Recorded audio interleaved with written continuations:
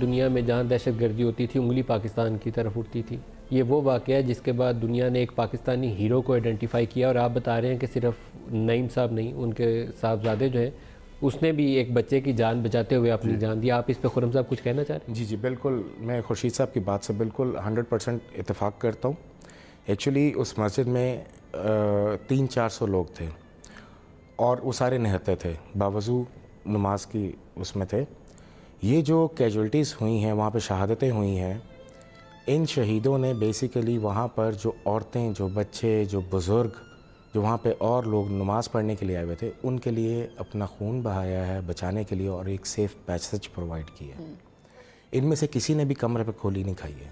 صحیح ہے, کسی نے بھی کمر پہ گولی نہیں کھائی ہے. ان سب نے جان دی ہے باقیوں کی جان بچاتے ہوئے. بالکل. اور دوسری چیز یہ کہ کچھ ان میں سے شہداء ایسے ہیں کہ جن کی فیشیل آئیڈینٹیفیکیشن پاسبل نہیں ہے, انکلوڈنگ مائی بردر. ان کی آئیڈینٹیفیکیشن ان کے حلیے سے, ان کے فنگر پرنٹ سے کی گئی ہے.